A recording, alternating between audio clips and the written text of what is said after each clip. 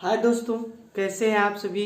मैं केवी सर आपके अपने चैनल विद्यादीप एकेडमी में आप सभी का हार्दिक स्वागत अभिनंदन करता हूं। जैसा कि आप लोग जानते हैं कि अवकलन के हमारे टॉपिक समाप्त हो चुके हैं। सतत और असतत, कॉन्टिन्यूटी, अनकॉन्टिन्यूटी भी समाप्त हो चुका है। आज हम 12th के मैथ के साथ 12th यानी इंटर के यूपी बोर्ड मैथ के साथ नए टॉपिक के साथ आए हैं। यहाँ पर बच्चों को बहुत सारे प्रॉब्लम होते हैं, ठीक है ना। तो उसी चैप्टर के साथ, उस चैप्टर का नाम है अध्याय 6 और अवकलन के अनुप्रयोग। यहाँ पर हम छोटी छोटी बातों को ध्यान रखेंगे। सारे फार्मूले में एक ही बार में ना देकर जिस प्रश्नावली में जो फार्मूले का उपयोग होगा उसी फार्मूले का उपयोग मैं आपको लिखूंगा, ठीक है ना। तो थोड़ा सा इंट्रोडक्शन देख लेते हैं कि अवकलन के अनुप्रयोग में हमको पढ़ना क्या क्या है। पहली चीज तो राशियों की वृद्धि पढ़ना है कि राशियों में परिवर्तन किसके सापेक्ष होता है, ठीक है ना।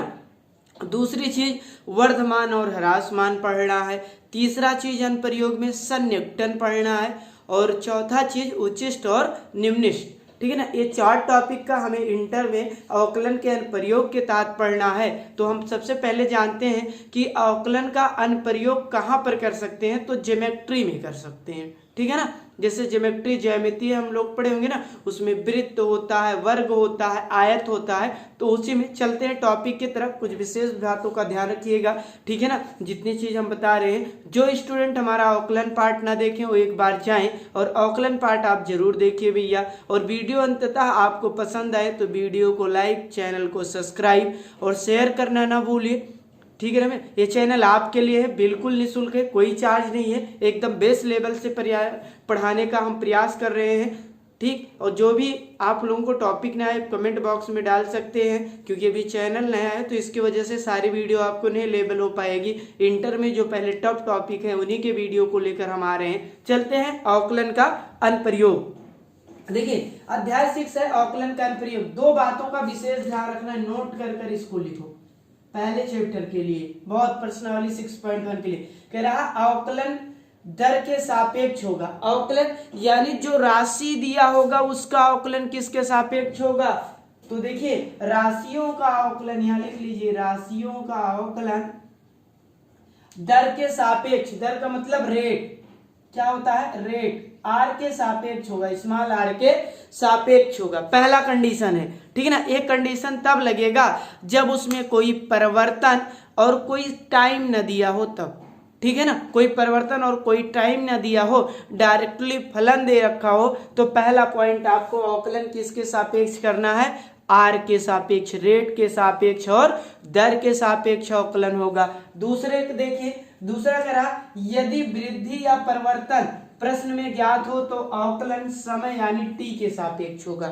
इसी दोनों में बच्चे कंफ्यूज रहते हैं, किस प्रश्न में किसके सापेक्ष अवकलन करना है। अगर आपको ये आ गया तो पहली प्रश्नावली 6.2 का एक भी क्वेश्चन छूटेगा नहीं। फिर से देखिए, पहला कंडीशन देखिए, अवकलन दर के सापेक्ष यानी रेट के सापेक्ष होगा। ये तब होगा जब प्रश्न में आपको टाइम और वृद्धि परिवर्तन न दिया हो तो।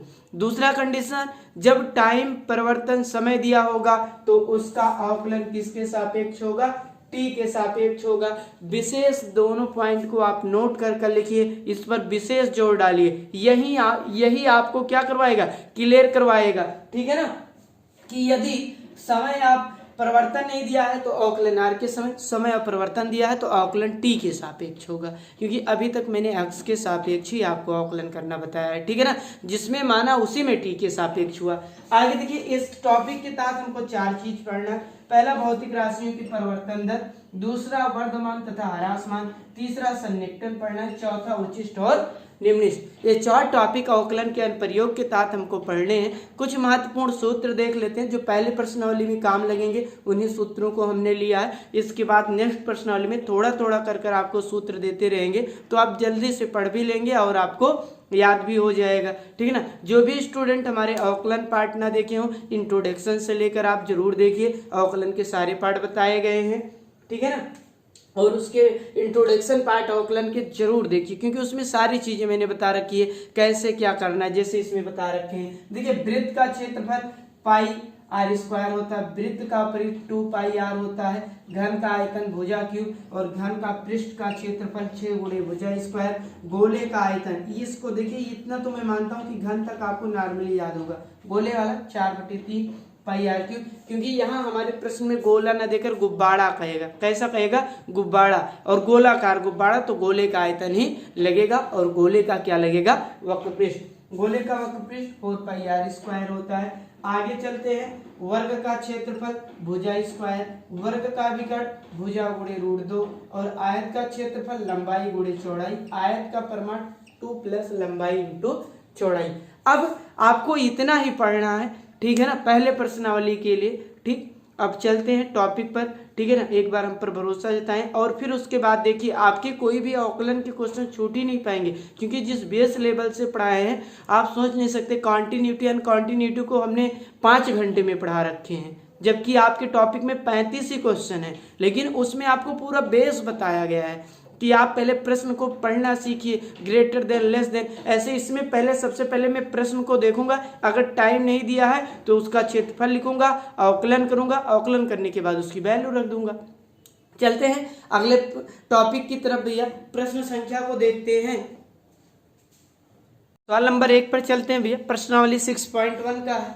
सवाल नंबर 1 कह रहा है कि वृत्त के क्षेत्रफल के परिवर्तन की दर इसकी त्रिज्या r के सापेक्ष ज्ञात कीजिए, ठीक है ना, और त्रिज्या इसमें 2 प्रश्न है, एक r बराबर 3 सेंटीमीटर दे रखा है और दूसरा r बराबर कितने सेंटीमीटर दे रखा है, 4 सेंटीमीटर। यानी एक चीज फिक्स हो गया कि ये तो r के सापेक्ष ही दे दिया गया है, अगर ना दिया होता तो वैसे भी कोई परिवर्तन, कोई समय नहीं दे रखा है। पहले पॉइंट को याद रखो कि यदि भौतिक राशियों में कोई टाइम समय परिवर्तन नहीं होगा तो अवकलन किसके सापेक्ष, आर के सापेक्ष, कोई समय और परिवर्तन दर दिया होगा तो अवकलन टी के सापेक्ष होगा। वृत्त के क्षेत्रफल की बात कर रहा है तो वृत्त के क्षेत्रफल पर ही देखेंगे। चलते हैं आगे, सॉल्व करते हैं इसको। जैसे ही सॉल्व करेंगे पहली चीज तो आ जाएगा वृत्त का क्षेत्रफल कितना होता है भैया बताइए, अभी मैंने फार्मूला लिखा है ना, वृत्त का क्षेत्रफल होता है पाई आर स्क्वायर। अब कुछ लोग r की मान डायरेक्ट रख देंगे, जब डायरेक्ट रख देंगे तो ज्योमेट्री और इसमें अंतर क्या रह जाएगा, गलत हो जाएगा ना, अनुप्रयोग लगाइए। अब इसी का अवकलन कीजिए, ये a है, a बराबर हो जाएगा पाई आर स्क्वायर, हम लिखेंगे अवकलन करने पर, क्या करने पर, अवकलन करने पर, अवकलन किसके सापेक्ष होगा तो r है, r के सापेक्ष d/dr इंटू a बराबर पाई को आगे लीजिए d/dr और यहाँ क्या हो जाएगा आर स्क्वायर, तो यहाँ इस वाले फार्मूले पर लगेगा d/dx x की पावर n x n-1, इसी फार्मूले पर इसका अवकलन हो जाएगा। कर लीजिए, जब आप करेंगे तो इसका अवकलन हो जाएगा dA/dr, क्योंकि आपसे पूछ रहा है कि क्षेत्रफल में परिवर्तन की दर निकालना है तो यही है परिवर्तन का रेट, ठीक है ना, dA/dr पाई हो जाएगा और इसका अवकलन आप करेंगे तो 2 आगे गुणा के रूप में r की पावर 2-1 यानी 2 पाई r हो जाएगा। r बराबर कितना रखना है, 3 सेंटीमीटर, ठीक है ना। a वाला पार्ट सॉल्व कर रहे हो तो a वाला पार्ट सॉल्व कर रहे हो तो r बराबर 3 रख दीजिए तो हो जाएगा 2 पाई इंटू 3 इक्वल टू 6 पाई हो जाएगा। dA/dr बराबर कितना हो जाएगा, 6 पाई हो जाएगा। कुछ बच्चे ऐसे गलती कर देंगे, डायरेक्ट लिख देंगे वृत्त का क्षेत्रफल, वृत्त का क्षेत्रफल पाई आर स्क्वायर और r का मान 3 रख देंगे तो देखिए दोनों के उत्तर में कितना अंतर हो जाएगा, 3 त्रिका 9 पाई हो जाएगा और ये क्या हो जाएगा, गलत हो जाएगा क्योंकि ये ज्योमेट्री मेथड हो जाएगा और आपको अनुप्रयोग मेथड निकालना है, ठीक है ना भैया। कौन सा मेथड, अनुप्रयोग मेथड निकालना है। तो देखिए यहाँ दिया था वृत्त के क्षेत्रफल का परिवर्तन दर ज्ञात करना है, तो परिवर्तन दर का मतलब आप परिवर्तन दर क्षेत्रफल तो a होता है, परिवर्तन करेंगे dr, यही हमको क्या करना था, ज्ञात करना था। ऐसे हम क्या करेंगे, प्रश्न में छांटना सीखेंगे कैसे क्या होता है, ठीक है ना। फिर से देख लीजिए भैया, वृत्त का क्षेत्रफल पाई आर स्क्वायर, डायरेक्ट रखोगे तो गलत हो जाएगा क्योंकि ज्योमेट्री मेथड हो जाएगा। इसका अवकलन करिए, r दिया हुआ है r के सापेक्ष, ठीक है ना, अगर समय दिया होता तो t के सापेक्ष अवकलन हो जाता। इसी तरीके से दूसरा पार्ट जब b वाला आप सॉल्व करोगे, b वाले के लिए आपके क्षेत्रफल का परिवर्तन ज्ञात करना, क्षेत्रफल के परिवर्तन को क्या करना है, ज्ञात करना है। तो क्षेत्रफल का परिवर्तन आपको पता है क्षेत्रफल ए होता है, तो D a upon d are को ज्ञात करना है और आर बराबर 4 सेंटीमीटर दे रखा है। तो आप लिखेंगे वृत्त का क्षेत्रफल कितना होता है, पाई आर स्क्वायर। ए बराबर हो जाएगा पाई आर स्क्वायर, लिखेंगे अवकलन करने पर, क्या करने पर, अवकलन करने पर, अवकलन करेंगे तब क्या हो जाएगा, d upon d r into a, और यहाँ पर pi d upon d r r square, यहाँ d a upon d r हो जाएगा, यहाँ हो जाएगा पाई इंटू 2r। आर की वैल्यू रख दीजिए, आर बराबर 4 सेंटीमीटर है, तो पाई इंटू 2 इंटू 4, और ये आपका हो जाएगा 8 पाई। 8 पाई क्षेत्रफल है, तो क्षेत्रफल आपको पता है कि सेंटीमीटर दिया है, तो सेंटीमीटर इकाई या वर्ग सेंटीमीटर, ठीक है ना। तो सेंटीमीटर स्क्वायर, या हिंदी में लिखना चाहें तो वर्ग सेंटीमीटर, क्या लिखेंगे, वर्ग सेंटीमीटर। अगर यही आयतन होता तब क्या हो जाता, तो वर्ग घन सेंटीमीटर हो जाता, क्या हो जाता, घन सेंटीमीटर हो जाता है। चलते हैं नेक्स्ट सवाल की तरफ, धीरे धीरे आपको समझ में आ रहा होगा भैया, ज्यादा कुछ नहीं करना, आपको सीधे सवाल को पढ़ना है, क्या दिया है क्या ज्ञात करना है, बस इतना ही। देखिए लास्ट में थोड़ा सा वीडियो कट रहा है, A2 पाई सेंटीमीटर स्क्वायर, तो इसको हम दिखा दे रहे हैं, ठीक है ना। अब वीडियो को सेव कर दे रहे हैं, अब कोई पार्टीशन आपका नहीं कट रहा है। भैया सवाल नंबर 2 कह रहा है कि एक घन का आयतन 8 सेंटीमीटर क्यूब पर सेकंड से बढ़ रहा है, तो पृष्ठ के क्षेत्रफल किस दर से बढ़ेगा, जबकि किनारे की लंबाई 12 सेंटीमीटर है। किनारे की लंबाई कितना कह रहा है, 12 सेंटीमीटर। तो प्रश्न को हमको बहुत ध्यान से पढ़ना है कि प्रश्न हमारा कह क्या रहा है, ठीक है ना। ये कह रहा है कि एक घन का आयतन बढ़ रहा है, ठीक है ना। तो घन के आयतन को भी से प्रदर्शित करते हैं, घन के आयतन में वृद्धि, घन के आयतन में, आयतन कितना दे रखा है, 8 सेंटीमीटर क्यूब पर सेकेंड, इसी को छाटना जानिए, यानी dv अपान dt इसी दर से क्या कर रहा है, बढ़ रहा है, कोई दिक्कत नहीं है। आगे देखिए कह रहा है क्षेत्रफल किस दर से बढ़ेगा, यानी dA अपान dt बराबर हमको क्या करना है, ज्ञात करना है। और एक किनारे की लंबाई दे रखा है, किनारे की लंबाई कितना दे रखा है, 12 सेंटीमीटर। इतना अगर आपको प्रश्न में छाटना आ गया तो हमारे लिए सॉल्व करना क्या हो जाएगा, आसान हो जाएगा। अब देखिए यहाँ पर घन की भुजा नहीं ज्ञात है, हम मान लेते हैं कि हमारे घन की भुजा a है, घन की भुजा क्या है, a है, लिख दीजिए घन की भुजा। इधर से सॉल्व करते हैं, हो जाए, ताकि दोनों घन की लिखेंगे, माना घन की भुजा बराबर ए है। चलिए घन का आयतन दिया गया तो मैं आयतन का ही सूत्र लिखूंगा, घन का आयतन, घन के आयतन का सूत्र क्या होता है, v बराबर आपको पता है भुजा क्यूब होता है, क्या होता है, भुजा क्यूब होता है। चलिए कोई बात नहीं, भुजा a है तो a क्यूब हो जाएगा। अवकलन कीजिए, लिखेंगे अवकलन करने पर, अवकलन करने पर कर दीजिए। जैसे आप अवकलन करोगे, किसके सापेक्ष करोगे, देखिए यहाँ वृद्धि परिवर्तन दर दे रखा है ना, तो t के सापेक्ष अवकलन होगा भैया, किसके सापेक्ष, t के सापेक्ष, तो t के सापेक्ष अवकलन करेंगे। एक चीज पता चला कि नहीं, जो दोनों पॉइंट लिखवाए थे इसमें देखो दर बढ़ रहा है, तो t के सापेक्ष, समय दे रखा है पहले से, कितना सेकेंड है, मिला कि नहीं मिला समय से, तो करिए d upon dt equal to भी d upon dt equal to a cube. यहीं पर ज्यादातर बच्चों को समस्या होती है कि किसके सापेक्ष अवकलन किया जाए। जब आपको वृद्धि दे रखा हो और वृद्धि ही पूछे तो आपको पता हो जाना चाहिए, वृद्धि दे रखा है तो t के सापेक्ष होगा, नहीं दे रखा है पूछ रहा है तो r के सापेक्ष होगा, ठीक है ना। रेट और टाइम के सापेक्ष ही अवकलन होता है पूरे इसके अनुप्रयोग में, या तो रेट के सापेक्ष होगा या तो टाइम के सापेक्ष होगा। इस बातों को विशेष ध्यान रखिएगा, दोनों बातों को, ठीक ना। इसका अवकलन करेंगे तो dv अपान dt हो जाएगा, इसका करेंगे तो देखिए ये हो जाएगा 3 आगे आ जाएगा और a में से क्या हो जाएगी, कमी हो जाएगी, क्योंकि हमने x माना और ये वाला फार्मूला लगा दिया, d by D X, X की पावर n यानी x n, और हमने इसको x माना है तो इसका अवकलन दोबारा करेंगे, d by d t equal to a, देखिए यहाँ आते हैं, अब यहाँ से बता देते हैं आपको, यहाँ तो अब सॉल्व हो जाएगा, नहीं इधर से लेते हैं, प्रश्न थोड़ा सा बड़ा है, देख लेते हैं भैया वीडियो तो नहीं कट रहा है, नहीं वीडियो तो अभी नहीं कट रहा है, तो चलिए यहाँ से देखते हैं। तो जब इसका करेंगे तो ये हो जाएगा dv अपान dt की वैल्यू हमको पता है कितना है, 8 है, लाकर रख दो, 8 बराबर हो जाएगा 3a² dA अपान dt। आप इसको मान लीजिए समीकरण नंबर 1 यहाँ पर छोड़ दीजिए, ठीक है ना। अब उसके बाद कह रहा है कि पृष्ठ का क्षेत्रफल, घन के पृष्ठ का क्षेत्रफल का सूत्र हमने लिखवा रखा है ना, आप देखिए घन के पृष्ठ का क्षेत्रफल, घन के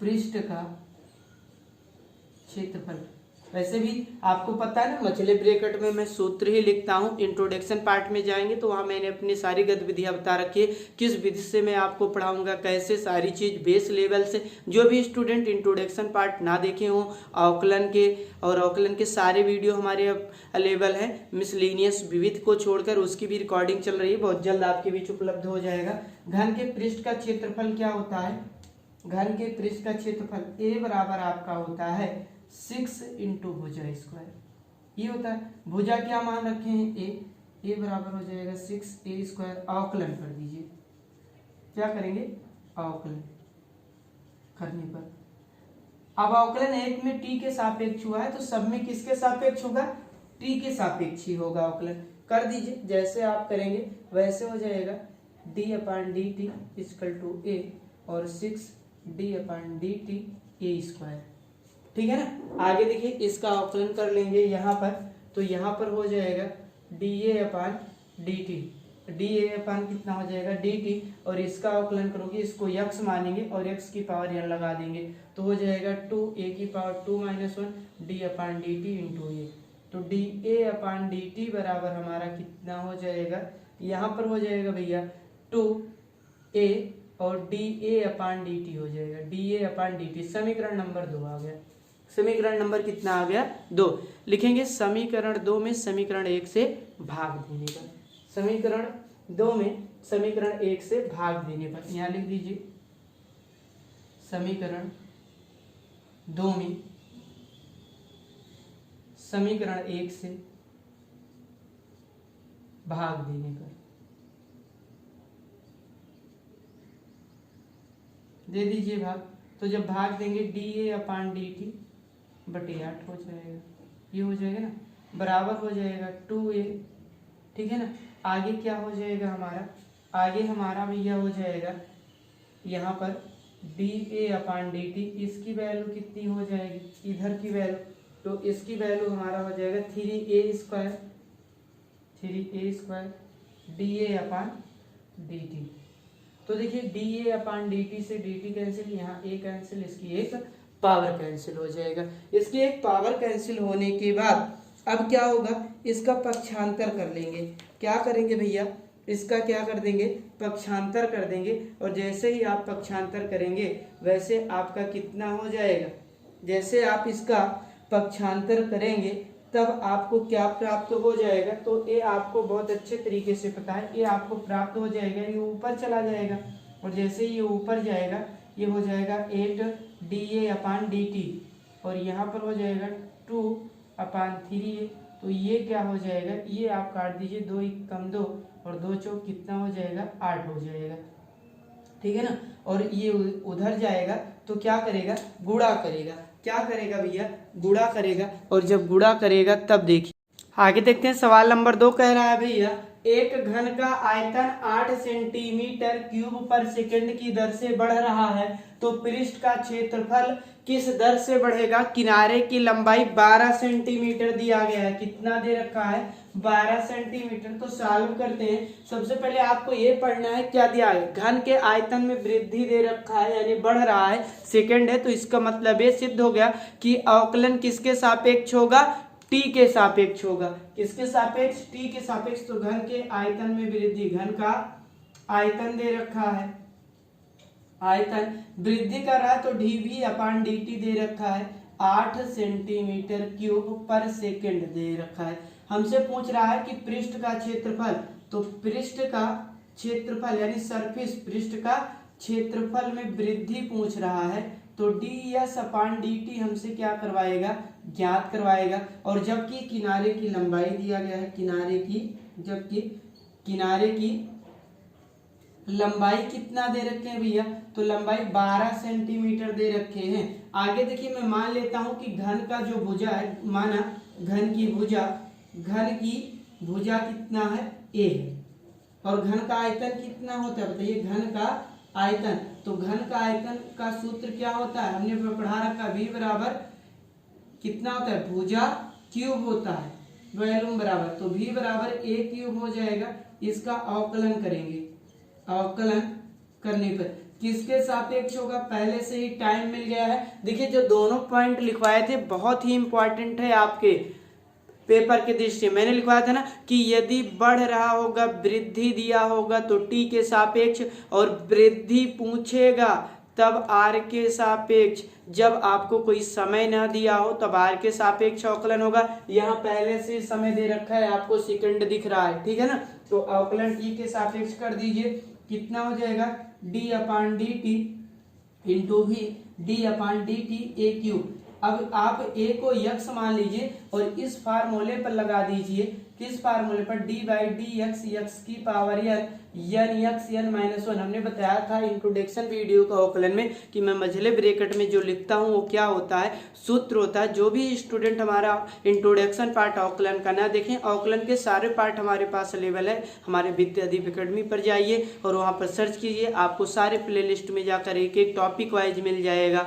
अभी मिसलेनियस अवकलन का नहीं हो पड़ा हुआ है यूट्यूब पर, जल्द ही रिकॉर्डेड हो रहे हैं, जैसे रिसाइज हो जाएंगे आप पर अपलोड कर दिया जाएगा। अगर वीडियो आपको पसंद आए तो वीडियो को लाइक और शेयर करना ना भूलें। आगे चलते हैं, तो इसको यक्स मान लेंगे और x की पावर n पर अवकलन कर लेंगे, ठीक है ना। तो अवकलन करोगे तो यहाँ हो जाएगा dv/dt, और यहाँ पर हमारा हो जाएगा 3, आगे आ जाएगा a3 - 1 d/dt, क्योंकि हमने a को x माना तो इसीलिए a का अवकलन दोबारा। dv/dt बराबर हो जाएगा 3a², और यहाँ पर कितना हो जाएगा, dA/dt हो जाएगा, dA/dt इंटू में हो जाएगा।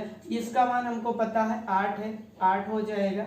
और इसको इधर ले आइए, तो इधर जैसे ही मैं लेकर आऊंगा, ठीक है ना, ये इधर गुणा कर रहा है, इधर आएगा भाग करेगा, और ये dA/dt का मान हो गया, dA/dt। समीकरण 1 मान लीजिए। आगे चलते हैं, आगे देखते हैं क्या कह रहा है। घन के पृष्ठ का क्षेत्रफल किस प्रकार से बढ़ेगा, तो लिखेंगे घन के पृष्ठ का क्षेत्रफल। सूत्र क्या होता है, यस बराबर 6 गुणे भुजा स्क्वायर, ठीक है ना। तो भुजा हमारा यस बराबर 6a², ये है ना। अब इसका अवकलन कर दीजिए, भुजा का क्या कर देंगे, अवकलन कर देंगे। लिख दीजिए, अवकलन 1 में t के सापेक्ष हुआ तो अगले में भी किसके सापेक्ष होगा, t के ही सापेक्ष होगा। अवकलन करने पर कर दीजिए अवकलन, तो हो जाएगा d/dt into s/6 d/dt into a²। a को यक्स मानिए और यक्स की पावर n पर इसका भी कर दीजिए। तो ds/dt बराबर हो जाएगा हमारा 6, और ये हो जाएगा 2, आगे पावर 8 कम, और dA/dt हो जाएगा, dA/dt। तो ds /dt बराबर हो जाएगा 6 दूनी 12a, और यहाँ हो जाएगा dA/dt। लिखेंगे समीकरण 1 से dA/dt का मान रखने पर रख दीजिए भैया, तो क्या आया है, हमको पता है कि ds/dt बराबर कितना, इसका उत्तर आया है dA/dt। समीकरण 1 से देखें तो 8/3a², ठीक है ना। तो लिखेंगे 12a गुणे 8/3a²। देखिए यहाँ से पूरा एक कैंसिल, यहाँ से इसकी एक घात कैंसिल, 3 × 3 3 × 12 ds/dt बराबर हो जाएगा 832 से, कितना हो जाएगा, 32 से हो जाएगा। एक किनारा दिया था, किनारा कितना दिया था, 12 सेंटीमीटर। तो ये जो किनारा था ना, यही a के बराबर हो जाएगा, लिखेंगे, ठीक है ना। किनारे की जो लंबाई है, यही क्या हो जाएगा, घन की एक भुजा हो जाएगी, a बराबर 12 रखने पर, ठीक है ना। और यहाँ पर मान भी लीजिए कि ये इसकी वैल्यू a है, ठीक है ना। ये बराबर 12 रख दीजिए। जब आप 12 रखेंगे तो ds अपान dt बराबर हो जाएगा 32/12। अब काट दीजिए, बिल्कुल कट जाएंगे। किससे कटेंगे? 8 चौक 4 से काट देते हैं, 8 चौक 32 और 4 3 12, 8/3 और क्षेत्रफल है सरफेस तो सेंटीमीटर स्क्वायर पर सेकेंड, सेंटीमीटर स्क्वायर पर सेकेंड। इसमें देखिए ए का मान मैं तुरंत इसलिए नहीं माना कि किनारा हमारा घन का भुजा है, क्योंकि हम यहीं पर रखना स्टार्ट कर देते, ठीक है ना। और यहाँ पर जब हम रखना स्टार्ट कर देते तो कैलकुलेशन क्या हो जाता, थोड़ा सा टफ हो जाता। इसलिए मैंने प्रश्न में आपसे छिपा कर रखा कि जो किनारा है वही घन का भुजा है। हमने मान लिया कि घन की भुजा ए है और x के सापेक्ष अवकलन कर दिया, और एक बार हमने घन के आयतन क्या किया, दूसरे पास घन के पृष्ठ का, और दोनों समीकरण को हल करने के बाद जो आया ए का मान उसी में रख दिया। आगे चलते हैं अगले सवाल पर। सवाल नंबर 3 क्या कह रहा है भैया? वीडियो देखिए थोड़ा सा कट रहा है तो हम आपको दिखा देते हैं ये जो हमारा उत्तर आया है, ठीक है ना। अब यहाँ देख लीजिए कि ds अपान dt यानी सरफेस के क्षेत्रफल में जो वृद्धि है 32/a आ रहा है, तो किनारे की लंबाई a बराबर उसकी भुजा ही होगी, a बराबर 12 रखने पर, और जैसे ही रख देंगे वैसे हमारा उत्तर क्या हो जाएगा, प्राप्त हो जाएगा। आगे चलते हैं, वीडियो को सेव कर देते हैं। पूरी तरीके से आपको सारी वीडियो मिल गई है, ठीक है ना। अब चलते हैं सवाल नंबर 12 पर। प्रश्न नंबर 3 देखते हैं। कह रहा है एक वृत्त की त्रिज्या समान रूप से 3 सेंटीमीटर पर सेकंड की दर से बढ़ रही है। ज्ञात कीजिए कि वृत्त का क्षेत्रफल किस दर से बढ़ेगा, और जबकि त्रिज्या कितनी दी गई है, 10 सेंटीमीटर। देखिए कह रहा है एक वृत्त की समान त्रिज्या 3 सेंटीमीटर पर सेकंड, तो यानी समय मिल गया, सेकंड मिल गया, तो अवकलन t के सापेक्ष करना है। ये चीज हमको क्या हो गया, क्लियर हो गया, ठीक है ना। बढ़ रहा है तो क्षेत्रफल किससे बढ़ेगा, तो ये बताइए त्रिज्या बढ़ रही है तो वृत्त की त्रिज्या क्या होती है, r मानेंगे तो r के सापेक्ष बढ़ेगा, ठीक है ना। जब सॉल्व करेंगे तो जो वृत्त की त्रिज्या बढ़ रही है तो वृत्त की त्रिज्या r ही होता है क्योंकि क्षेत्रफल में, तो ये हो जाएगा dr अपान dt बराबर, पहले से बढ़ोतरी दे दिया गया 3 सेंटीमीटर पर सेकेंड, और पूछ रहा है कि क्षेत्रफल किसके अपेक्षा बढ़ेगा, dA अपान dt बराबर हमसे ज्ञात करवा रहा है, और त्रिज्या हमको r बराबर दे रखा है 10 सेंटीमीटर। कितना दे रखा है, 10 सेंटीमीटर दे रखा है, ठीक है ना। तो आगे सारी चीज वृत्त के ही क्षेत्रफल पर डिपेंड है, तो वृत्त का क्षेत्रफल लिख देते हैं फार्मूला, और आगे क्या करेंगे, सॉल्व करेंगे। लिखेंगे वृत्त का क्षेत्रफल a बराबर क्या होता है, पाई आर स्क्वायर। लिखेंगे अवकलन करने पर किसके सापेक्ष अवकलन करना है, इसमें समय दे रखा है तो आप आंख मूंद कर बोलेंगे किसके सापेक्ष, t के सापेक्ष। d अपान dt ये हो जाएगा, पाई को आगे कॉन्सोनेंट है, किसी भी कॉन्सोनेंट का अवकलन नहीं होता, इसके साथ r है तो इसी का हो जाएगा। r को आप x मानिए, r को x मानिए, और इसका अवकलन कर लीजिए d/dx x की पावर n x n -1 पर, इस पर आप कर लीजिए, ठीक है ना। तो यहाँ हो जाएगा dA अपान dt बराबर हो जाएगा पाई इंटू 2r dr अपान dt हो जाएगा। चलिए सबकी वैल्यू पता है, मैं वैल्यू रख देता हूँ, तो dA अपान dt इसकी वैल्यू ज्ञात ही करना है, पाई की वैल्यू नहीं रखना है 2, r की वैल्यू कितना है 10, और dr अपान dt का मान कितना है 3 रख दीजिए। तो dA अपान dt बराबर कितना हो जाएगा, 10 3 30 दूना 60 पाई, क्षेत्रफल है तो सेंटीमीटर स्क्वायर पर सेकेंड, ये हमारा क्या हो जाएगा, आंसर हो जाएगा। अगर मैं प्रश्न को सही से आप लोग पढ़ लेंगे, ज्यादातर स्टूडेंट प्रश्न को पढ़ ही नहीं पाते कि प्रश्न कहना क्या चाह रहा है। फिर से एक बार देखिए, कह रहा है कि एक वृत्त की समान रूप से जो है 3 सेंटीमीटर पर सेकंड से उसकी त्रिज्या बढ़ रही है, यानी बढ़ रही है तो dr dt किसी भी समय में तो बढ़ेगी, समय के सापेक्ष ही तो बढ़ेगा, तो dA अपान dr अपान dt दे रखा है, ठीक है ना। कह रहा है बताइए कि क्षेत्रफल किससे बढ़ेगा, हमने मान लिया d अपान dt से बढ़ेगा, r बराबर 10, हमने वृत्त का क्षेत्रफल लिखा, उसका अवकलन किया, अवकलन करने के बाद सबके वैल्यू को पुटअप कर दिया, उसके क्षेत्रफल में कितने की वृद्धि होगी, 60 पाई सेंटीमीटर स्क्वायर पर सेकेंड की। आगे चलते हैं नेक्स्ट सवाल नंबर 4 क्या कह रहा है भैया, 4 नंबर सवाल देखते हैं भैया। कह रहा है एक परिवर्तनशील घन का किनारा 3 सेंटीमीटर पर सेकंड की दर से बढ़ रहा है, तो यहाँ सेकंड मिल गया, तो इससे ये कन्फर्म हो गया अवकलन टी के सापेक्ष होगा।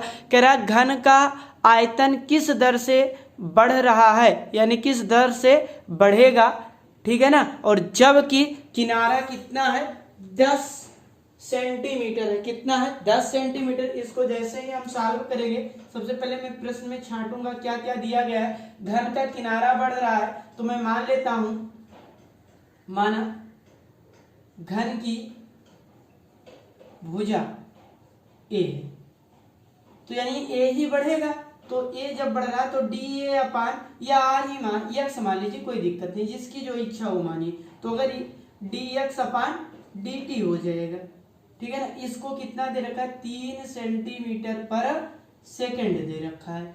आगे कह रहा कि आयतन किस दर से बढ़ेगा, यानी डी भी अपान डी टी हमसे ज्ञात करवाएगा, और किनारा यानी यक्स की वैल्यू दे रखा है, यक्स बराबर 10 सेंटीमीटर। चलिए सॉल्व करते हैं। सब कुछ घन के आयतन पर ही डिपेंडेंट है, तो घन के आयतन का सूत्र लिखेंगे। तो घन के आयतन का सूत्र लिख लीजिए। पहले तो आप इतना छांटना सीखिए, अगर आपको छांटना आ गया तो ये सवाल लग जाएंगे, ठीक है ना। और यहाँ से एक सवाल तो आते ही हैं आपके बोर्ड के पेपर में। तो आगे देखिए, घन का आयतन कितना होता है, घन का आयतन आपको पता है v बराबर कितना भुजा क्यूब होता है, कितना होता है भुजा क्यूब होता है। तो अवकलन सेकंड दिया गया है, तो t के सापेक्ष v बराबर भुजा x क्यूब है। लिखेंगे अवकलन करने पर, अवकलन करने पर कर दीजिए। जैसे ही आप अवकलन करेंगे t के सापेक्ष d upon D T into V और d upon D T X cube, और यहाँ पर अवकलन आपको पता है d by D X, X की पावर n पर हो जाएगा, n एक्स n माइनस 1, तो इसी पर कर दीजिए। तो डी भी अपान डी टी हो जाएगा, यहाँ हो जाएगा 3x², और देखिए इसके गुणांक और सापेक्ष नहीं समान है, तो D x upon D T हो जाएगी। सबकी वैल्यू पता है, रख दीजिए। 3x की वैल्यू 10 का whole square, D x upon D T की वैल्यू 3 दे रखा है, 3 रख दीजिए। 3 त्रिक 9 और 10 दाम आपका 100 हो जाएगा।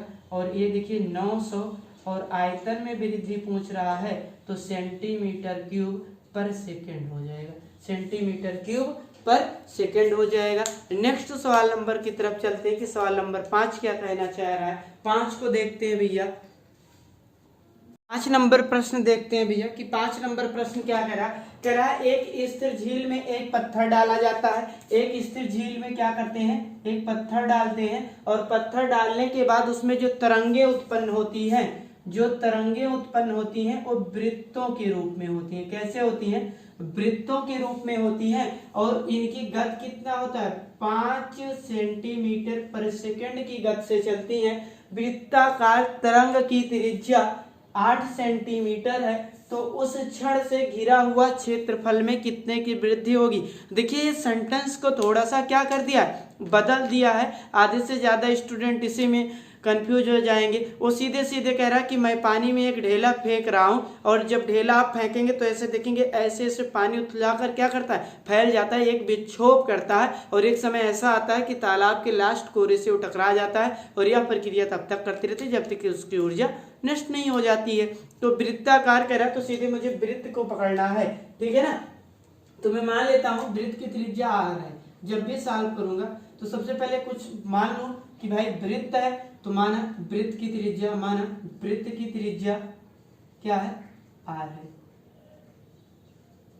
r है। अब जो इसकी त्रिज्या में वृद्धि हो रही है D R upon D T, कितने की हो रही है 5 सेंटीमीटर पर सेकंड की हो रही है। आगे देखिए वृत्त की त्रिज्या भी दे रखा है, वृत्त की त्रिज्या r बराबर 8 सेंटीमीटर दे रखा है। अब कह रहा है कि उस क्षण घिरे क्षेत्रफल की वृद्धि बताने की क्षेत्रफल में कितना होगा, तो क्षेत्रफल यानी D a upon D T को हमको ज्ञात करना है। यहाँ जैसे ही सेकंड मिल जाएगा, प्रश्न में आपको सीधे जान जाना है अवकलन किसके सापेक्ष होगा, टी के सापेक्ष होगा। किसके सापेक्ष, टी के सापेक्ष। लिखेंगे वृत्त का क्षेत्रफल, वृत्त का क्षेत्रफल। सबसे ज्यादा इंपॉर्टेंट है कि प्रश्न में क्या दे रखा है, छांटना, पाई आर स्क्वायर। लिखेंगे अवकलन करने पर, अवकलन समय दिया है तो टी के सापेक्ष हमने दो महत्वपूर्ण बातें बता रखी है, आप जरूर उसको नोट कर लिख लीजिए अवकलन करने पर। इसलिए मैं कहीं टी और आर नहीं लिखवाता हूँ कि आपको कंफ्यूजन हो। समय दिया हो तो टी के सापेक्ष D upon D T into A हो जाएगा भैया, पाई कॉन्सोनेंट बाहर लीजिए, D upon D T R square. इसका अवकलन कीजिए D by D X X की पावर एन पर, और N X N minus one हो जाएगा, इस पर कर दीजिए, ठीक है ना। तो जब आप करेंगे तो ये हो जाएगा डी अपान डी टी, और यहाँ पर हो जाएगा पाई, यहाँ पर 2r हो जाएगा D R upon D T, क्योंकि हमने इतने को टी यक्स माना तभी यक्स की पावर एन पर इसका फार्मूला लगता है। चलिए सबकी वैल्यू रख दीजिए, डी अपान डी टी, इसको तो वैल्यू ज्ञात करना, पाई इंटू 2, आर की वैल्यू 8 दे रखा है और D R upon D T की वैल्यू 5 दे रखा है। 8 पंचे 40 और 40 दूना कितना हो जाता है भैया, 80 हो जाता है। तो 80 पाई क्षेत्रफल है, तो सेंटीमीटर स्क्वायर पर सेकंड से इसकी क्या होगी, रेट बढ़ेगी, ठीक है ना। इतने दर से क्या होगा, वृत्त का क्षेत्रफल यानी जो तरंग बनेगा उसके एरिया इतने ही स्पीड से क्या होंगे, बढ़ेंगे, ठीक है ना। सबसे पहले हमें प्रश्न को पढ़ना था। एक कह रहा है स्थिर झील में हम एक पत्थर को डालते हैं, तो कह रहा है उसमें जो विक्षोभ होता है वो वृत्ताकार उत्पन्न होता है तरंगे, और जो कितना 5 सेंटीमीटर पर सेकंड की गति से चलती हैं और जिसकी त्रिज्या 8 सेंटीमीटर है। तो कह रहा है कि उस क्षण उस क्षेत्रफल की गति क्या होगी, तो आपकी इतनी हो जाएगी। आगे चलते हैं नेक्स्ट सवाल पर। सवाल नंबर 6 क्या कह रहा है भैया,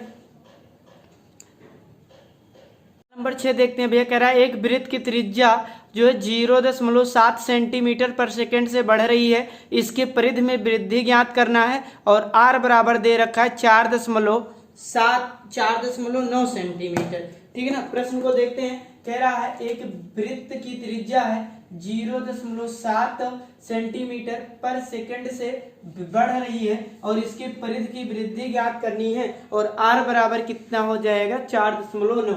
हम मान लेते हैं कि वृत्त की जो है परिध, तो सबसे पहले देखिए ये त्रिज्या में वृद्धि दे रखा है, तो r बराबर, तो जब त्रिज्या में वृद्धि दे रखा है तो D R upon D T हो जाएगा। जब इसको सॉल्व करेंगे तो ये क्या हो जाएगा, D R upon D t बराबर दे रखा 0.7 सेंटीमीटर पर सेकंड, सेकंड मिल गया। तो इसका मतलब है अवकलन किसके सापेक्ष होगा, तो आप बोलेंगे कि टी के सापेक्ष अवकलन होगा, तो टी के सापेक्ष अवकलन करेंगे। आगे देखिए त्रिज्या दे रखा है, त्रिज्या r बराबर 4.9 सेंटीमीटर, और हमसे पूछ रहा है परिध, तो मान लेते हैं वृत्त का परिध में वृद्धि पूछ रहा है ना, तो वृद्ध परिध को c से प्रदर्शित करते हैं, तो dc अपान dt की वैल्यू पूछ रहा है, तो लिखेंगे वृत्त का परिध का फार्मूला क्या होता है, वृत्त का परिध कितना होता है, तो आपको पता है c बराबर 2 पाई r होता है, ठीक है ना। इसका अवकलन करना है तो अवकलन कर लेंगे, अवकलन t के सापेक्ष होगा, आपको पता ही है। अवकलन कर लीजिए, d upon D t equal to c हो जाएगा, 2 पाई को बाहर ले लीजिए, d अपान कितना हो जाएगा, dt इंटू आर, तो यहाँ पर हो जाएगा dc अपान dt, और यहाँ पर 2 पाई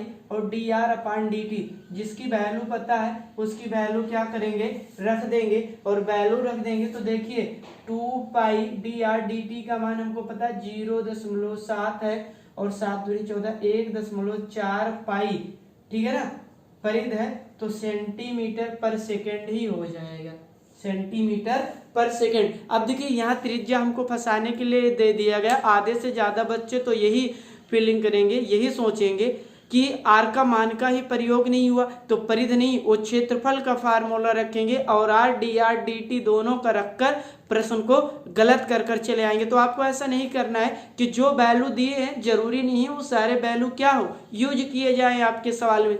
सबसे पहले आपको सवाल को पढ़ना है। इसने कहा एक परिध की त्रिज्या, एक वृत्त की त्रिज्या में वृद्धि हो रही है, हमने डी आर डी टी को छांट लिया। उसके बाद कह रहा परिध की वृद्धि की दर हमको ज्ञात करना था, डीसी अपान डी टी, ये हमको वैल्यू त्रिज्या आर दे रखा है, इसमें आर का प्रयोग नहीं किया है, लेकिन हमारा उत्तर आ गया, क्योंकि जब हम परिध में होता है 2 पाई आर होता है, अवकलन करेंगे टी के सापेक्ष कर रहे हैं, तो D R upon D T हो जाएगा, डीसी अपान डी टी, और डी आर की वैल्यू रख देंगे तो हमारा आंसर क्या हो जाएगा, ज्ञात हो जाएगा। यहाँ तक ज्यादातर बच्चे ये सोचते हैं कि नहीं वृत्त की परिधि पर नहीं, आर का वैल्यू नहीं यूज हुआ तो क्षेत्रफल का प्रयोग कर लेते हैं और जिससे उनका आंसर क्या हो जाता है, गलत हो जाता है। अगले प्रश्न संख्या 7 की तरफ चलते हैं कि प्रश्न 7 क्या कहना चाह रहा है।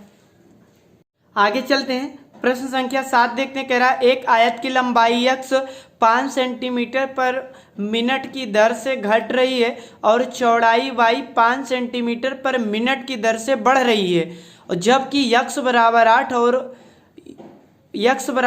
और x बराबर 6 पर तब हो तो आयत के आपको परिमाप ज्ञात करने हैं। आयत के आपको क्या ज्ञात करने हैं, परिमाप और क्षेत्रफल में परिवर्तन की दर ज्ञात करना है कि आयत और क्षेत्रफल में परिवर्तन की दर क्या होगी।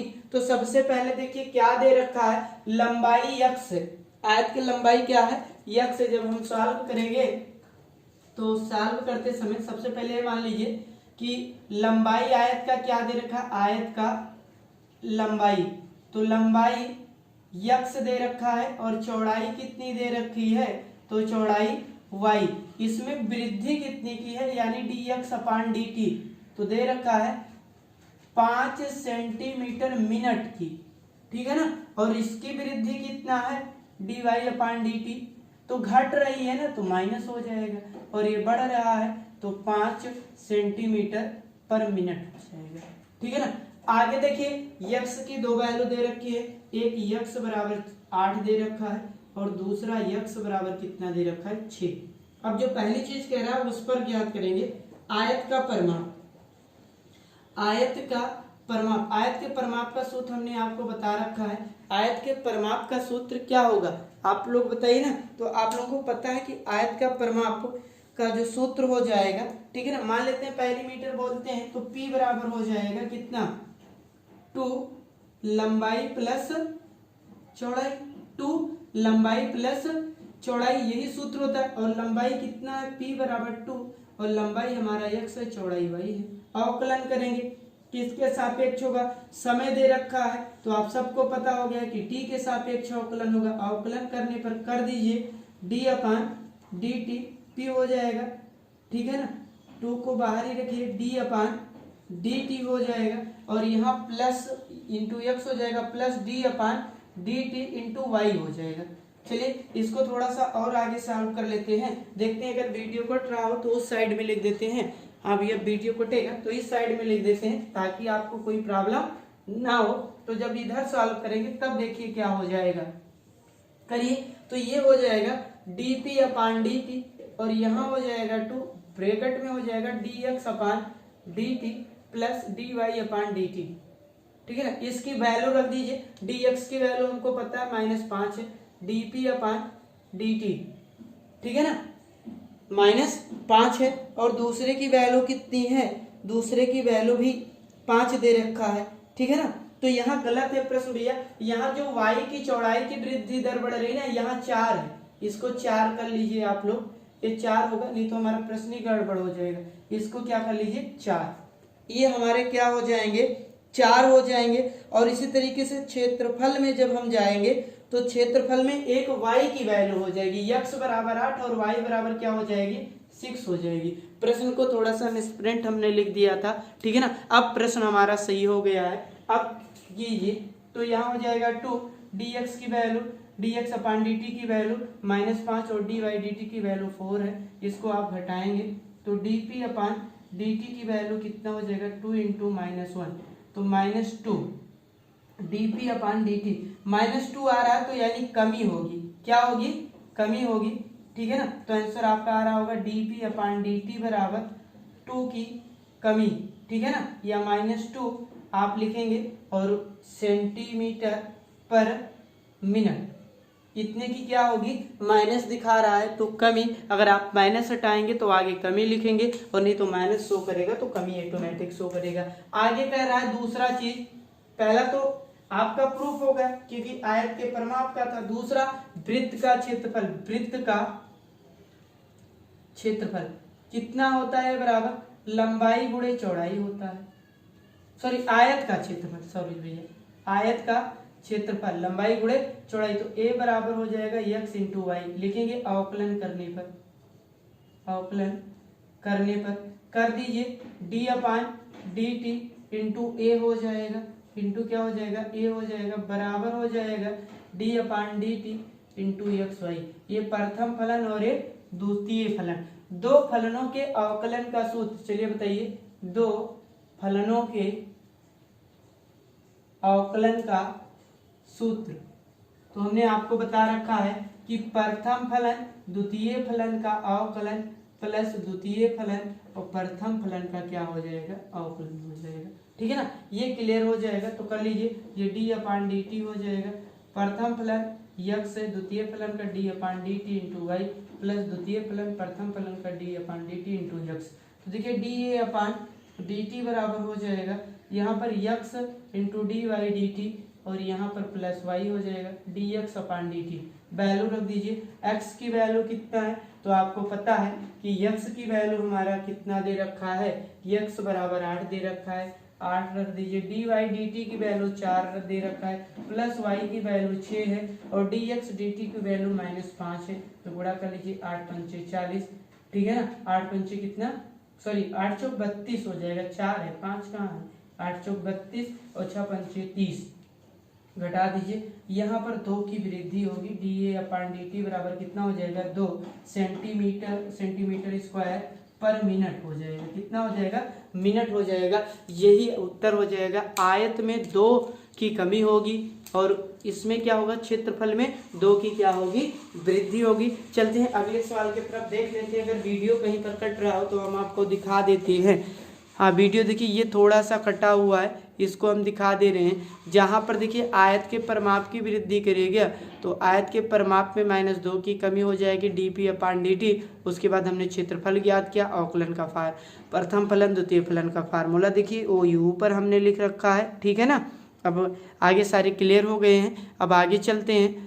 यहाँ पर देखिए नीचे आंसर देख लीजिए, D a upon D T 8 Chowk 32 5 36 plus minus का माइनस घट जाएगा तो 2 आपके पॉजिटिव में आ जाएंगे। आगे सवाल नंबर 8 की तरफ चलते हैं कि सवाल नंबर 8 क्या कहना चाह रहा है। प्रश्न देखते हैं। प्रश्न संख्या 8 कह रहा है, एक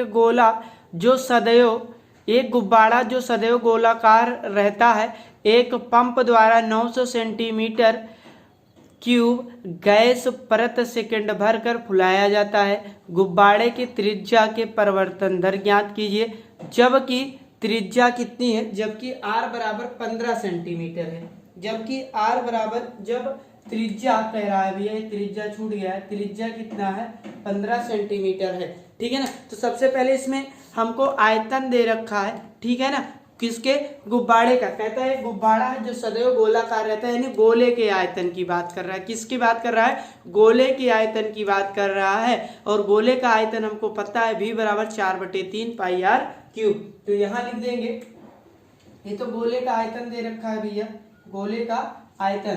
तो जब सॉल्व करेंगे तो देखिए सबसे पहले जो दे रखा है उसको गुब्बारे का आयतन दे रखा है ना, गुब्बारे या गोले का आयतन, गुब्बारा या गोले का आयतन दे रखा है, गोले का आयतन v बराबर 900 सेंटीमीटर क्यूब। ठीक है ना, अब आगे दे रखा है त्रिज्या भी दे रखा है, त्रिज्या r बराबर कितना दे रखा है, 15 सेंटीमीटर। कह रहा है कि त्रिज्या में, गुब्बारे के त्रिज्या में परिवर्तन क्या होगा, यानी D R upon D T पूछ रहा है, परिवर्तन दर ये हमसे पूछ रहा है। ठीक है ना, D R upon D T की वैल्यू पूछ रहा है कि हमारे गुब्बारे में क्या होगी, परिवर्तन दर कितना होगा, D R upon D T. ठीक है ना, तो देखिए गोले का आयतन लिख लीजिए, गोले का आयतन, गोले के आयतन का सूत्र क्या होता है भैया, v बराबर 4/3 पाई आर क्यूब। अब क्या करेंगे, हम इसका कर लेंगे अवकलन। क्या कर लेंगे, अवकलन कर लेंगे। और अवकलन करते हैं, देखिए अवकलन करने पर t के सापेक्ष होगा, ये भी पता मिल गया, करने पर कर लीजिए। तो d अपान, नहीं भैया, अवकलन जो होगा t के सापेक्ष ना होकर r के सापेक्ष होगा। किसके सापेक्ष होगा, r के सापेक्ष होगा, क्योंकि यहाँ पर कोई टाइम नहीं दिए रखा है, कोई टाइम नहीं दे रखा है, लेकिन टाइम पूछ रहा है ना, तो टाइम के सापेक्ष ही होगा, कोई बहुत बड़ी बात नहीं है। ठीक है ना, टाइम के सापेक्ष ही होगा, कोई दिक्कत नहीं है, टी के सापेक्ष ही करिए। ठीक है ना, डी अपान डी टी हो जाएगा इंटू वी हो जाएगा 4/3 पाई d upon D T are cube हो जाएगा। कर दीजिए, जब इसका अवकलन करेंगे तो देखिए ये हो जाएगा D V upon D t और यहाँ पर हो जाएगा 4/3 पाई, यहाँ हो जाएगा 3r² D R upon D T. इसी की वैल्यू उनको ज्ञात करनी थी। इस 3 से 3 cancel. D V upon D T का मान ही इसका आयतन ही है, तो इसका मान ही 900 दे रखा है, 900 रख दीजिए। 4 हो जाएगा, पाई हो जाएगा। आर का मान कितना दे रखा है, तो आर का मान आपको पता है कि 15 दे रखा है, 15 का स्क्वायर हो जाएगा D R upon D T. हल कर लीजिए, तब देखिए कितना हो जाएगा। यहाँ हो जाएगा 900, यहाँ 4 हो जाएगा 4 पाई और यहाँ पर कितना हो जाएगा भैया, आपका हो जाएगा 15 15 225 D R upon D T हो जाएगा। डी आर अपान क्या हो जाएगा, डी टी। डी टी का मान चाहिए, D R upon D t बराबर हो जाएगा D R upon D t बराबर 900 और यहाँ गुणा कर लीजिए। 4 पंचे 20, 4 दूनी 8, 2 10, 0 हो जाएगा और 4 दूनी 8, 2 8 कितना हो जाएगा, 9 हो जाएगा और पाई हो जाएगा। ठीक है ना। और देखिए 900 से 900 कट जाएगा, D R upon D t बराबर 1 अपान पाई हो जाएगा। ठीक है ना, 1 अपान पाई या तो उत्तर आ रहा होगा, या तो आप पाई का मान रख दीजिए 22 बटे कितना होता है 7 होता है, तब आप रख दीजिएगा। ठीक है ना, तो सेंटीमीटर पर सेकंड की वृद्धि से आएगा। अगर पाई का मान आप रख देंगे तो 22/7 जैसे रखेंगे 7 ऊपर चला जाएगा। ठीक है ना, लेकिन हमको पाई का मान नहीं रखना है, इतना ही हमारा आंसर हो जाएगा। नेक्स्ट सवाल नंबर की तरफ चलते हैं। अगला सवाल क्या कह रहा है भैया, देखिए इसमें जो टी वाला कंफ्यूजन था ना, उसमें कंफ्यूजन इसलिए हो गया था क्योंकि टी कहीं दिख नहीं रही था, लेकिन उसी की वैल्यू ज्ञात करना था, तो टी के सापेक्ष अवकलन करेंगे। ठीक है ना, क्योंकि सीधे से कह रहा कि पर सेकंड, देखिए पर सेकंड दे रखा है ना, यहाँ पर एक थोड़ी सी गलती और रखी हुई है, 900 सेंटीमीटर गैस पर सेकंड, यानी ये डीवी अपान डी टी दिया है। क्या दिया गया है, डीवी अपान डी टी दिया गया है। ये देखिए अभी कमी मिल गई, डीवी अपान डी टी। अब आगे सॉल्व कर लीजिएगा, डीवी अपान डी टी दे रखा था तो यहाँ अवकलन टी के सापेक्ष होगा। इसी को छांटने में थोड़ी सी हमसे गलती हो गई, इसलिए हमने क्या कर दिया कि टी तो मिला नहीं तो टी के सापेक्ष कैसे होगा। गलती किसी से भी हो सकती है। नेक्स्ट सवाल पर चलते हैं भैया, आम बात है, गलती तो इंसानों से ही होगी। ठीक है ना, तो अब चलते हैं अगले सवाल पर। देख लीजिए फिर से एक बार हम आपको हिंट दे देते हैं कि 900 सेंटीमीटर पर सेकंड बढ़ रहा है, तो डीवी अपान डी टी 900 दिया है, आर बराबर 15 दे रखा है, D R upon D T ज्ञात करना। गोले का आयतन हमने लिया, उसका अवकलन किया और अवकलन करने के बाद सबकी वैल्यू रख दिया। वैल्यू रखने के बाद देखिए कितना अवकलन करने के बाद डीवी अपान डी टी 4/3 पाई और 3r² D R D T, हमने सबकी वैल्यू को पुटअप कर दिया और पुटअप करने के बाद D R upon D t बराबर 1 अपान पाई सेंटीमीटर पर सेकंड से इसके क्या होगा, इसके जो है रेडियस त्रिज्या में इतने की वृद्धि होगी। आगे चलते हैं सवाल नंबर 9 की तरफ। नंबर 9 देखते हैं, कह रहा है एक गुब्बारा जो सदैव गोलाकार रहता है त्रिज्या की परिवर्तनशील है। ठीक है ना, परिवर्तनशील है, त्रिज्या के सापेक्ष आयतन में परिवर्तन की दर ज्ञात करना है। देखिए परिवर्तन की दर रेट मिला ना, और आर बराबर 10 सेंटीमीटर दिया, तो इसमें कहीं पर समय नहीं मिला, तो एक चीज ये क्लियर हो गया कि अवकलन किसके सापेक्ष करना है, आर के सापेक्ष। सबसे पहले यही पता लगाना है कि अवकलन किसके सापेक्ष होगा। कहीं भी सेकंड मिलेगा तो अवकलन टी के सापेक्ष, इसमें कहीं सेकंड नहीं, परिवर्तनशील कह रहा है। क्या कह रहा है, परिवर्तनशील। तो चलिए गुब्बारा गोलाकार है तो गोले की त्रिज्या दे रखा है, सॉल्व करना प्रारंभ करते हैं। गोले की त्रिज्या आर बराबर 10 सेंटीमीटर है। गोले के आयतन का परिवर्तन ज्ञात करना है। गोले के आयतन का परिवर्तन, गोले के आयतन का परावर्तन ज्ञात करना है। आयतन का परावर्तन यानी डीवी अपान डी आर बराबर हमको ज्ञात करना है।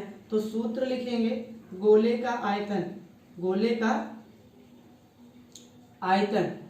का आयतन कितना होता है, तो आपको पता है v बराबर 4/3 पाई आर क्यूब। तो अवकलन कर लीजिए, तो अवकलन करने पर किसके सापेक्ष, आर के सापेक्ष, क्योंकि सील आ गया, परिवर्तनशील दर के सापेक्ष कह रहा है ना, तो दर हो जाएगी, क्योंकि समय कहीं पर नहीं दिया है इसलिए टी के सापेक्ष अवकलन नहीं होगा। पिछले सवाल में इसीलिए गलती हो जा रही थी क्योंकि सेकंड को हम लोग छोड़ दे रहे थे। ठीक है ना, आगे देखिए अवकलन करने पर, जब आप अवकलन करेंगे तब क्या होगा, तब देखिए करने पर तब आपका हो जाएगा d/dt इंटू भी हो जाएगा r के सापेक्ष होगा, तो d/dr इंटू भी 4/3 पाई और d/dr r क्यूब हो जाएगा। r क्यूब का इस फार्मूले पर कर दीजिए d/dx x की पावर n x n-1, ठीक है ना, सापेक्ष गुणांक बराबर है, तो ये हो जाएगा dv/dr, यहाँ पर 4/3 पाई, यहाँ पर हो जाएगा 3r², ये 3 से 3 कैंसिल हो जाएगा, यहाँ पर हमारा हो जाएगा dv/dr बराबर कितना हो जाएगा 4 पाई r², r की वैल्यू कितना है 10 है, रख दीजिए dv/dr बराबर हो जाएगा 4 पाई 10 का होल स्क्वायर, तो 10 दशमलव कितना हो जाता है भैया 100 हो जाता है, तो 4 पाई इक्वल टू 100 हो जाएगा, बराबर हो जाएगा dv/dr बराबर 400 पाई, ठीक है ना। क्षेत्रफल है तो क्षेत्रफल किस दर से बढ़ेगा, ये देखिए सेंटीमीटर में दिया गया है, आयतन है तो आयतन किस दर से बढ़ेगा सेंटीमीटर क्यूब पर सेकंड, सेंटीमीटर क्यूब पर सेकंड की रेट से बढ़ेगा, ठीक है ना। दर नहीं, समय नहीं है तो सेंटीमीटर क्यूब के दर से ही ये परिवर्तनशील रहेगा, ठीक है ना, क्योंकि टाइम नहीं है तो सेकंड नहीं लगेगा, तो dv/dr बराबर हो जाएगा 400 पाई और यहाँ पर सेंटीमीटर क्यूब, इतना क्या हो जाएगा हमारा आंसर हो जाएगा। आज का सफ़र यहीं तक, आप लोग जरूर बताइएगा कि आप लोगों को वीडियो कैसी लगी और आपके अपने उन मित्रों तक भी शेयर कीजिए जो आपके क्लास में हैं, आपके छोटे बड़े भाई हैं, सबके लिए निःशुल्क चैनल है। चैनल हमारा नया जरूर है, लेकिन जैसे ही 1000 सब्सक्राइबर हो जाएंगे हम आपके बीच लाइव फ्री ऑफ कॉस्ट आएंगे, ठीक है ना। तो आज का सफ़र यहीं तक, अगर वीडियो में कुछ भी कमी रही होगी तो आप कमेंट बॉक्स में दीजिएगा, ठीक है ना, हम उसको सुधारने का प्रयास करेंगे। तो आज का सफ़र यहीं तक, वीडियो पसंद आए तो वीडियो को लाइक और शेयर करना ना भूलें। जय हिंद, जय भारत।